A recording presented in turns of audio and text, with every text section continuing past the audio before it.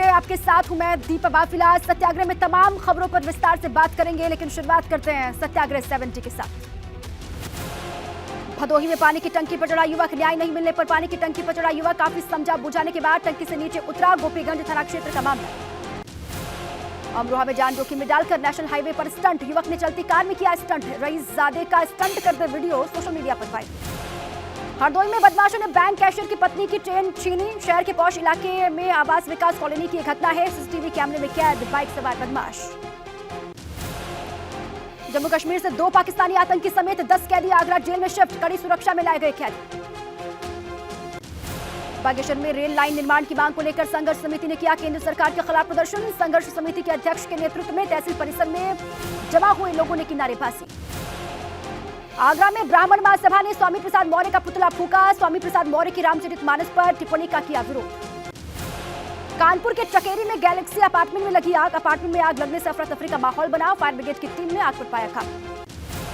बिजनौर में 6 साल की मासूम बच्ची पर पालतू डॉग ने किया हमला। डॉग ने बच्चे का कान चबाकर लहूलुहान किया। पीड़ित के परिजनों ने कुत्ते की मालिकन और बेटे के खिलाफ थाने में तहरीर दी। हापुड़ में शूटर मनोज भाटी को पुलिस ने मुठभेड़ में किया ढेर। 16 अगस्त 2022 को कचहरी के बाहर हिस्ट्री शूटर लखन हत्याकांड में चल रहा था फरार। खटीमा में पुलिस ने चोर गिरोह का किया भंडाफोड़। बाइक और कार का शीशा तोड़कर मोबाइल चुराने के आरोप में 3 गिरफ्तार किए गए।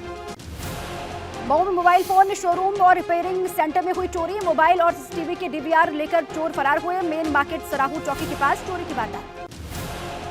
आगरा में नाबालिग छात्रा को ब्लैकमेल करने का मामला, पुलिस ने आरोपी युवक को गिरफ्तार किया। सिकंदरा थाना क्षेत्र का मामला। गोंडा में अज्ञात बदमाशों ने अध्यापक की हत्या की। मौके पर पहुंची पुलिस की टीम घटना की जांच पड़ताल में जुटी। कौशाम्बी में 24 साल के युवक ने मुंबई में कराया धर्म परिवर्तन। युवक के पिता ने दानिश नाम के शख्स और उसके साथियों पर लगाया आरोप। पुलिस ने केस दर्ज करके पड़ताल शुरू की। मथुरा में पिछले 12 घंटे में 2 थाना क्षेत्रों में पुलिस की बदमाशों के साथ मुठभेड़। अंतर राज्य शातिर वाहन चोर सोनू और 25,000 का इनामी साहुन को घायल करके गिरफ्तार किया। लखनऊ कानपुर हाईवे पर आधे दर्जन वाहन टकराए। वाहनों में सवार 1 दर्जन से ज्यादा लोग घायल हुए। घायलों को अस्पताल में करवाया गया था। लखनऊ एयरपोर्ट में उड़ान भरते ही विमान से टकराया पक्षी। क्रैश होने से बाल बाल बचा विमान। पायलट ने सकुशल लैंड किया विमान। बरेली के भमोरा में बेकाबू कार तालाब में गिरी। पुलिस ने 5 लोगों को तालाब से बाहर निकाला। पुलिस ने जेसीबी मशीन से कार को भी बाहर निकाला। गोरखपुर में यूपी के कारागार राज्य मंत्री सुरेश राही की कार दुर्घटनाग्रस्त। सड़क हादसे में बाल बाल बचे राज्य मंत्री। ट्रैक्टर ट्रॉली से टकराई मंत्री की कार। कन्नौज में तेज रफ्तार ने ली पिता और बेटे की जान। बेटे की शादी के कार्ड बांटने जा रहे पिता बेटे को अज्ञात वाहन ने टक्कर मारी। पुलिस ने शव को पोस्टमार्टम के लिए भेजा। प्रयागराज में कोल्ड स्टोर में आग लगने से हड़कंप। आग लगने से लाखों का नुकसान। आग लगने की वजह अभी साफ नहीं। आगरा लखनऊ एक्सप्रेसवे पर ढूंढ कर जला ट्रक। कुछ ही मिनटों में उठने लगी आग की ऊंची ऊंची लपटें। आग के चलते एक्सप्रेसवे पर 4 किलोमीटर लंबा जाम लगा। हादसे में चालक और परिचालक सुरक्षित। फायर ब्रिगेड की टीम ने मौके पर पहुंचकर आग पर काबू पा लिया। लखनऊ से जयपुर जा रहा था दवाइयों से भरा हुआ ट्रक। सपा नेता स्वामी प्रसाद मौर्य ट्वीट करके उन्होंने फिर लिखा, धर्म की दुहाई देकर आदिवासियों, दलितों, पिछड़ों और महिलाओं को अपमानित किए जाने की साजिश का विरोध करता रहूंगा। जिस तरह कुत्तों के भौंकने से हाथी नहीं रुकते, मैं भी नहीं रुकूंगा। अखिलेश यादव के शूद्र वाले बयान पर केशव प्रसाद मौर्य का पलटवार। कहा, अगर वो मंदिर जा रहे हैं तो ये भाजपा की वैचारिक जीत है। भारत जोड़ो यात्रा को लेकर बोले कांग्रेस सांसद इमरान प्रतापगढ़ी। पूरे देश में हुआ यात्रा का असर। 2024 में आएंगे बेहतर नतीजे। 135 दिन के बाद कन्याकुमारी से चली राहुल गांधी की भारत जोड़ो यात्रा का समापन। कांग्रेस सांसद रंजीता रंजन ने कहा कि यात्रा से बना देश में बेहतर माहौल। यात्रा को लोगों ने दिया बहुत प्यार। मुगल गार्डन का नाम अमृत उद्यान करने पर सपा सांसद एसटी हसन ने सरकार पर कसा तंज। कहा, अंग्रेजों ने बनवाया था मुगल गार्डन। राष्ट्रपति भवन भी अंग्रेजों ने बनवाया। क्या हम बदल सकते हैं इतिहास? डॉन बद्दन सिंह बद्दो के खिलाफ जारी होगा रेड कॉर्नर नोटिस। फ्रांस में हो सकता है बद्दो। कई मामलों में आरोपी 2.5 लाख का इनामी बद्दो 2019 से फरार है। उन्नाव में चुनाव कराने के लिए पोलिंग पार्टियां रवाना। सोमवार को शिक्षक और स्नातक एमएलसी चुनाव के लिए मतदान होना है। स्नातक के लिए 27 तो शिक्षक एमएलसी के लिए 20 केंद्रों पर मतदान होंगे। अमरोहा में स्नातक चुनाव को लेकर पोलिंग पार्टियां रवाना। जिला कलेक्ट्रेट से रवाना हुई पोलिंग पार्टियां। जिले में बनाए गए हैं 26 मतदान केंद्र। झांसी के बुंदेलखंड डिग्री कॉलेज में भी शिक्षक एमएलसी के मतदान के लिए पोलिंग पार्टी यहां से रवाना हो गई। मतदान के लिए बनाए गए हैं 23 polling station, 25 polling booth. AMU में सावरकर की तस्वीर स्थापित करने आ रहे अखिल भारतीय हिंदू महासभा के कार्यकर्ताओं को पुलिस ने टोल प्लाजा पर रोका। ज्ञापन लेकर पुलिस ने सभी को वापस भेजा। गाजियाबाद में धूमधाम से निकाली गई भगवान श्री कृष्ण के बलराम की शोभा यात्रा। पिछले 20 साल से निकाली जा रही है ये यात्रा। पुलिस प्रशासन ने किया सुरक्षा का पुख्ता बंदोबस्त। मथुरा में कोचिंग संचालक के समर्थन में छात्र छात्राओं ने किया प्रदर्शन। कोचिंग संचालक को बताया निर्दोष। कोचिंग में पढ़ने वाली एक छात्रा ने नशीला पदार्थ देकर रेप का लगाया था आरोप। आगरा में 10 जर्जर मकानों को गिराया जाएगा, बाकी मकानों की दरारें भरी जाएंगी। प्रशासन की संयुक्त टीम ने प्रभावित इलाकों का दौरा किया। जौनपुर दौरे पर मुख्य सचिव दुर्गाशंकर मिश्र। नमामि गंगे योजना सीवर ट्रीटमेंट प्लांट के काम का लिया जायजा। कलेक्टर सभागार में अधिकारियों के साथ मीटिंग हुई। अधिवक्ता विष्णु शंकर जैन ने बाबा लाट भैरव मंदिर में दर्शन पूजन किया। इस दर्शन के साथ ही हिंदू समुदाय में बाबा लाट भैरव की मुक्ति आंदोलन की हवाएं तेज होने की बात कही। चंपावत में अज्ञात महिला का शव मिलने से इलाके में सनसनी। महिला का शव रेलवे लाइन की पुलिया के नीचे संदिग्ध परिस्थितियों में मिला। पुलिस कर रही है पड़ताल। हरिद्वार में साधु संतों ने मुख्यमंत्री पुष्कर सिंह धामी से मुलाकात की। संस्कृत विद्यालयों में शिक्षकों की नियुक्ति और व्यवस्थाओं को दुरुस्त करने की मांग। कोरोना के दौरान पैरोल पर छोड़े गए 320 कैदी नहीं लौटे वापस। पुलिस ने कैदियों की धरपकड़ के लिए चलाया अभियान। सुप्रीम कोर्ट में सुनवाई से पहले रेलवे की जमीन पर संयुक्त सर्वे शुरू हुआ। रेलवे की जमीन पर अतिक्रमण मामले में 7 फरवरी को सुप्रीम कोर्ट में होनी है सुनवाई। अल्मोड़ा भाजपा कार्यालय में नवनियुक्त मंडल अध्यक्षों का किया गया स्वागत। कार्यक्रम में सांसद अदिश टमटा, प्रदेश अध्यक्ष और उपाध्यक्ष मौजूद रहे। जोशीमठ में आई आपदा के बाद फरवरी में स्कूल खोलने की तैयारी है। स्कूलों में रह रहे लोगों को शिफ्ट करने के लिए प्रशासन लगातार जुटा हुआ है। आपदा के दौरान शासन प्रशासन ने स्कूलों को बनाया हुआ है अस्थायी शिविर। उत्तराखंड में अब गौ तस्करी करने वाले लोगों की खैर नहीं। डीजीपी अशोक कुमार ने आरोपियों पर गैंगस्टर एक्ट लगाने की बात कही। हल्द्वानी में रेलवे की जमीन का सीमांकन शुरू हुआ। रेलवे स्टेशन के पास से शुरू किया गया सीमांकन। जिला प्रशासन, रेलवे नगर निगम के अधिकारी मौजूद रहे। अंकिता भंडारी की मां ने सीएम पुष्कर सिंह धामी को डीएम के जरिए भेजा पत्र। केस की मजबूत पैरवी के लिए वकील बदलने की मांग उठाई। जोशीमठ में एक बार फिर मौसम का मिजाज बदला। निचले इलाकों में बारिश और उच्च हिमालय क्षेत्रों में बर्फबारी के आसार। उत्तरकाशी के कई इलाकों में बर्फबारी जारी। उच्च हिमालय पर्वत पर दिखी बर्फ की सफेद चादर। पहाड़ी इलाकों में बर्फबारी की खूबसूरत तस्वीरें लगातार आ रही हैं। हमीरपुर में ट्रक ने सड़क किनारे जा रही बच्ची को रौंदा। घटना का लाइव वीडियो आया सामने। बच्चे की मौके पर ही मौत की खबर। लखीमपुर में बड़ा सड़क हादसा। बेकाबू ट्रक ने लोगों को रौंदा। 6 लोगों की मौत, कई लोग जख्मी। लखीमपुर में एक हादसे के दौरान मदद के लिए इकट्ठा हुए थे लोग। इस दौरान भीड़ पर ड्राइवर ने चढ़ा दिया ट्रक। सदर कोतवाली इलाके की पनगी खुर्द गांव की घटना।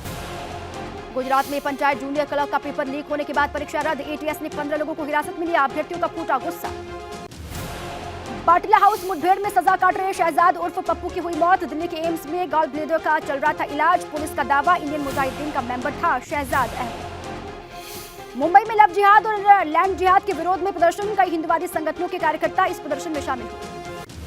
बिहार के नालंदा में शराब माफिया ने उत्पाद विभाग की टीम पर किया हमला। उत्पाद विभाग के लोग जान बचाकर भागे। पथराव में गाड़ी को नुकसान। राजस्थान के बांसवाड़ा में रिहायशी इलाके में तेंदुए के घुसने से हड़कंप। तेंदुए की चहलकदमी का कैमरे में वीडियो कैद हुआ। समाजवादी पार्टी नई राष्ट्रीय कार्यकारिणी का गठन समाजवादी पार्टी ने कर दिया है। राष्ट्रीय कार्यकारिणी में कुल 62 चेहरों को जगह दी गई है। समाजवादी पार्टी की नई राष्ट्रीय कार्यकारिणी में 14 चेहरों को राष्ट्रीय महासचिव का पद दिया गया है। इनमें शिवपाल यादव, स्वामी प्रसाद मौर्य, आजम खान, राम अचल राजभर, रामजीलाल सुमन, इंद्रजीत सरोज के नाम शामिल हैं। माना जा रहा है कि समाजवादी पार्टी ने राष्ट्रीय कार्यकारिणी का गठन 2024 के लोकसभा चुनाव को ध्यान में रखकर किया है, क्योंकि राष्ट्रीय कार्यकारिणी में बसपा बैकग्राउंड वाले कई नेताओं को जगह मिली है, जो संकेत है कि समाजवादी पार्टी की कोशिश पिछड़ा और मुस्लिम वोट बैंक के साथ दलित मतदाताओं को साथ लाना है। समाजवादी पार्टी ने युवा नेता के रूप में अभिषेक मिश्रा को राष्ट्रीय कार्यकारिणी में जगह दी है। अभिषेक मिश्रा को राष्ट्रीय सचिव बनाया गया है। इसके अलावा राजेंद्र चौधरी, कमाल अख्तर समेत 19 नेताओं को राष्ट्रीय सचिव बनाया गया है। फिलहाल राष्ट्रीय कार्यकारिणी की घोषणा हो चुकी है। अब बारी है प्रदेश कार्यकारिणी की, जिसके बारे में कहा जा रहा है कि जल्द ही इसकी भी घोषणा की जाएगी। दिलचस्प बात यह है कि अक्षय यादव, धर्मेंद्र यादव, तेज प्रताप यादव को राष्ट्रीय कार्यकारिणी में सदस्य के रूप में जगह दी गई है। उन्हें कोई पद नहीं मिला है। समाजवादी पार्टी की राष्ट्रीय कार्यकारिणी की घोषणा के साथ ही उस प्रश्न पर भी विराम लग गया है कि पार्टी में वापसी के बाद शिवपाल सिंह यादव की क्या भूमिका होगी।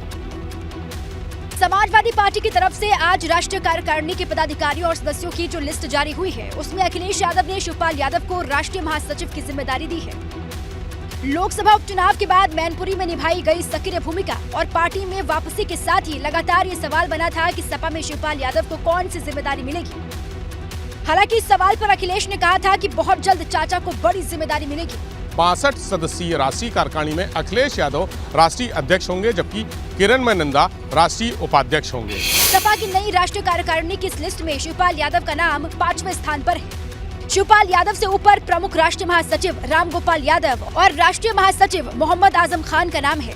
हालांकि सपा में भूमिका के सवाल पर शिवपाल यादव हमेशा यही कहते रहे कि उन्हें किसी पद की जरूरत नहीं है। जनरल सेक्रेटरी रह चुका हूँ मैं, सब पद में मिल चुके हैं, पद की कोई हमें लालसा नहीं। शिवपाल यादव के साथ ही अखिलेश ने स्वामी प्रसाद मौर्य को चाचा वाला पद दे दिया है। ऐसे में सवाल ये भी है कि क्या अखिलेश यादव के लिए अब स्वामी प्रसाद मौर्य और शिवपाल यादव का कद एक जैसा ही है। सपा का राष्ट्रीय महासचिव बनाए जाने के बाद स्वामी प्रसाद मौर्य ने नए सिरे से रामचरितमानस को हवा दे दी है। इस देश की महिलाओं, आदिवासियों, दलितों और पिछड़ों के साथ सौतेला व्यवहार किया, अपमानित किया, नीच कहा, मारने पीटने का पात्र बताया। स्वामी प्रसाद मौर्य का ये बयान संदेश है कि अब सपा रामचरितमानस विवाद को मंडल बनाम कमंडल की लड़ाई में बदलने के मूड में है, क्योंकि स्वामी प्रसाद मौर्य ने पहले ट्वीट कर साफ कर दिया है कि वो अपने बयान से हटने वाले नहीं हैं, बल्कि और ज्यादा मुखर होकर अपनी बात रखेंगे। स्वामी प्रसाद मौर्य ने अपने ट्वीट में लिखा, धर्म की दुहाई देकर आदिवासियों, दलितों, पिछड़ों और महिलाओं को अपमानित किए जाने की साजिश का विरोध करता रहूंगा। जिस तरह कुत्तों के भौंकने से हाथी अपनी चाल नहीं बदलती, उसी प्रकार इनको सम्मान दिलाने तक मैं भी अपनी बात नहीं बदलूंगा। मतलब ये है कि स्वामी प्रसाद मौर्य को रामचरितमानस विवाद में भावी राजनीति में सपा का फायदा दिख रहा है। वहीं भाजपा स्वामी प्रसाद मौर्य के बयान को लेकर हमलावर है और सामाजिक सौहार्द बिगाड़ने का आरोप लगा रही है। स्वामी प्रसाद मौर्य को श्री रामचरितमानस के अपमान करने का आज परिणाम समाजवादी पार्टी ने दे दिया है। जाहिर है रामचरितमानस पर अपने बयान से स्वामी प्रसाद मौर्य पीछे हटेंगे नहीं और विवाद थमेगा नहीं। ब्रेक के बाद स्वागत है आपका, आप देख रहे हैं सत्याग्रह। अडानी समूह को लेकर अमेरिकी फाइनेंशियल रिसर्च फर्म हिंडनबर्ग की रिपोर्ट पर सियासत तेज हो गई है। रिपोर्ट पर अखिलेश यादव ने भाजपा सरकार को घेरा है। कन्नौज पहुंचे अखिलेश यादव ने कहा, हमने पहले ही कहा था अडानी समूह को लेकर जो तस्वीर पेश की जा रही है वैसा नहीं है और अब जो खुलासे हुए हैं वो चिंता बढ़ाने वाले हैं। एसबीआई और एलआईसी में जनता की मेहनत का पैसा डूब रहा है। सरकार आखिर एसबीआई और एलआईसी के चेयरमैन पर कार्रवाई क्यों नहीं कर रही? इसमें जनता का पैसा है जो इन्वेस्ट किया वो डूब रहा है, तो आखिरकार उनके चेयरमैन जेल क्यों नहीं भेजे जा रहे हैं? और ये तो हम लोग पहले से कहते थे गिनती का खेल है। अखिलेश यादव ने कहा, हिंडनबर्ग की रिपोर्ट आने के बाद इसका सीधा असर शेयर मार्केट पर पड़ा है। अखिलेश यादव ने आगाह किया कि सोमवार को जब बाजार खुलेगा तो परिणाम और भी चिंताजनक हो सकते हैं। जिस समय बाजार खुलेगा बाजार के आंकड़े आएंगे और जिस संस्था ने दावा खोला है, दावा किया कि किस तरीके से घोटाला हुआ है। अखिलेश यादव ने भाजपा सरकार को याद दिलाते हुए कहा कि उत्तर प्रदेश में प्रोविडेंट फंड के इन्वेस्टमेंट में घाटा हुआ था, तब कई लोगों को जेल जाना पड़ा था, तो अडानी समूह के मामले में कार्रवाई क्यों नहीं हो रही? उत्तराखंड में भाजपा प्रदेश कार्य समिति की 2 दिवसीय बैठक आज शुरू हो गई है। देहरादून के रायवाला में जारी भाजपा की प्रदेश कार्य समिति की बैठक के पहले दिन आने वाले लोकसभा चुनाव, स्थानीय निकाय चुनाव और कार्यकर्ता को दर्जाधारी नियुक्त करने पर चर्चा हुई। लोकसभा का चुनाव भी आ रहा है, वो भी उसका केंद्र बिंदु होगा। 2 दिन अनेकों विषयों पर चर्चा होते हुए आने वाले 3-4 महीनों के कार्यों का निर्धारण होगा। कार्य समिति की बैठक में केंद्र और राज्य सरकार की विभिन्न विकास की योजनाओं के लिए एग्जीबिशन का उद्घाटन किया गया। एग्जीबिशन में केंद्र और राज्य सरकार की उपलब्धियां और योजनाओं को दर्शाया गया। बताया जा रहा है कि बैठक के दूसरे दिन धामी सरकार के कामकाज की समीक्षा की जाएगी। जब हमारी बैठक होगी तो आने वाले समय में निकाय चुनाव प्रदेश में है, उसके बाद लोकसभा चुनाव तो है, तो भारतीय जनता पार्टी हमेशा हर चुनौती के लिए तैयार रहती है। और बैठक में पार्टी के सीनियर नेताओं के साथ युवा नेता भी शामिल हुए। माना जा रहा है कि कार्य समिति की बैठक के दूसरे दिन 2024 लोकसभा चुनाव की रणनीति पर विस्तार से चर्चा हो सकती है, साथ ही कार्यक्रम तय किए जा सकते हैं। जोशीमठ में आई आपदा के बाद फरवरी महीने से स्कूल खुलने वाले हैं और ऐसे में आपदा से जूझ रहे जोशीमठ के लोगों की चिंताएं फिर से बढ़ने वाली हैं। जोशीमठ आपदा का असर छात्र छात्राओं की पढ़ाई पर भी पड़ रहा है। प्रशासन ने आपदा प्रभावित क्षेत्रों के स्कूलों में अस्थायी शिविर बनाए हैं, जिनमें राहत बचाव कर्मियों से लेकर सुरक्षा कर्मी और प्रभावित लोग रह रहे हैं।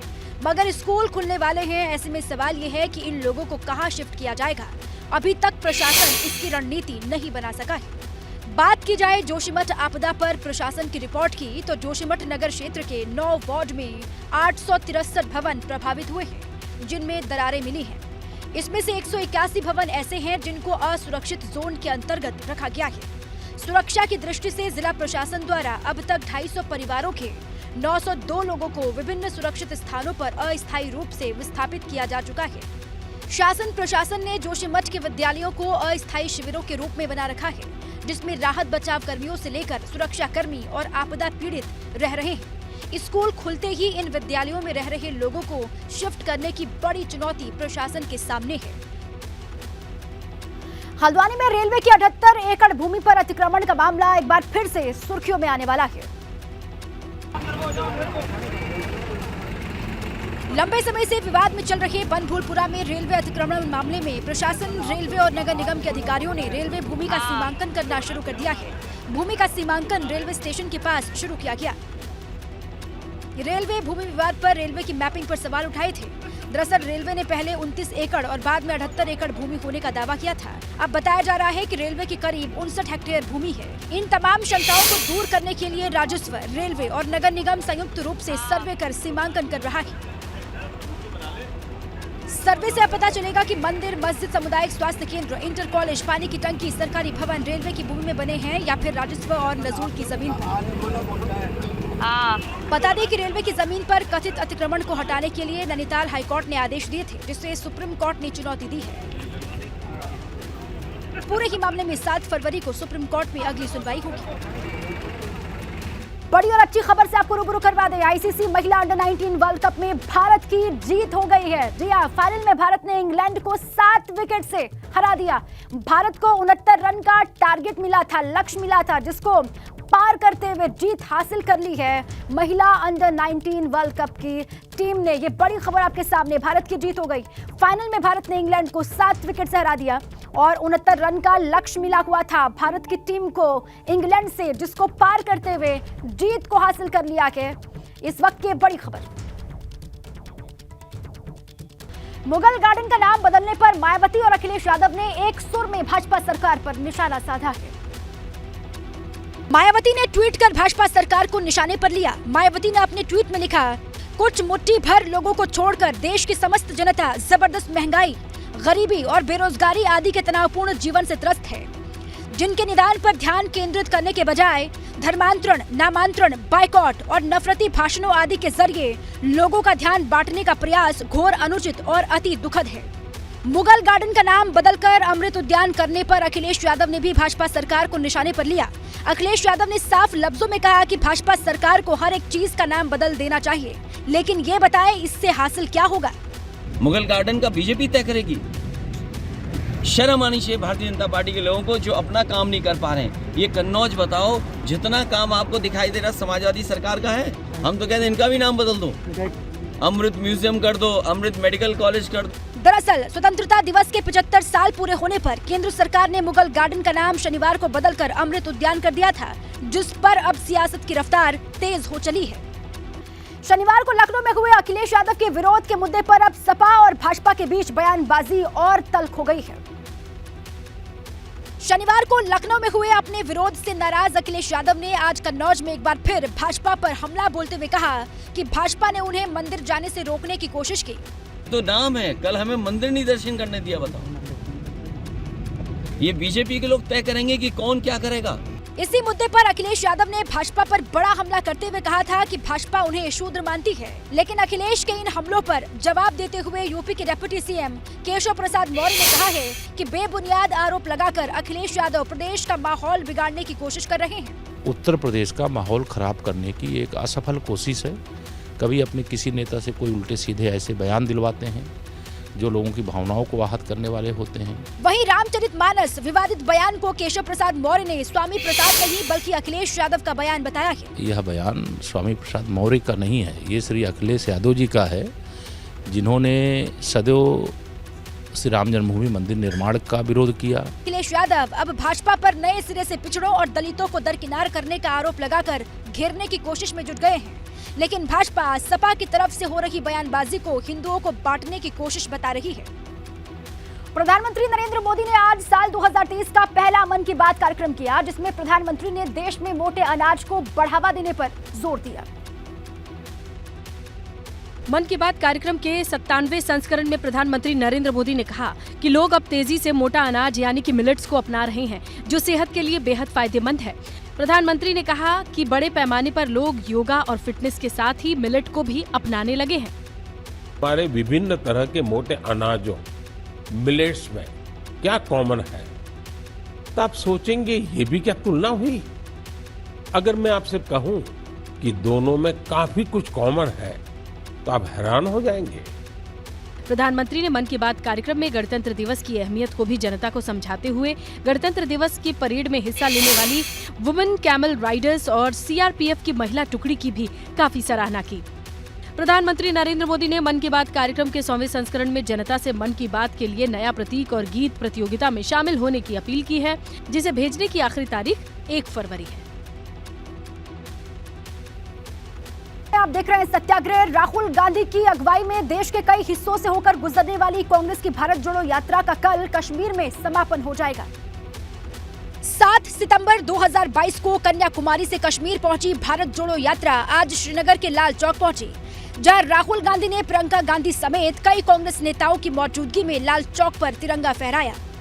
जो एक यात्रा चली थी कश्मीर से कन्याकुमारी से कश्मीर के लिए, तो उसका समापन है और पूरे देश भर में जिस तरीके से 13 राज्यों से भ्रमण करते हुए यात्रा आई है, तो अब इस यात्रा का असर दिखेगा। लाल चौक पर झंडा फहराने के बाद राहुल गांधी ने एक प्रेस कॉन्फ्रेंस की, जिसमें उन्होंने एक बार फिर महंगाई और बेरोजगारी जैसे मुद्दों पर मोदी सरकार को नाकामयाब ठहराया। प्रेस कॉन्फ्रेंस के दौरान राहुल गांधी ने मोदी सरकार पर कश्मीरी पंडितों के उत्पीड़न का आरोप भी लगा दिया। किसान हो, मजदूर हो, बेरोजगार युवा हो, छोटे व्यापारी हों, उनकी आवाज हमें सुनने को मिली। सोमवार को सुबह 10:30 बजे श्रीनगर के शेरे कश्मीर स्टेडियम में भारत जोड़ो यात्रा का समापन समारोह होगा, जिसमें शामिल होने के लिए कांग्रेस की तरफ से 23 विपक्षी दलों को न्योता भेजा गया है।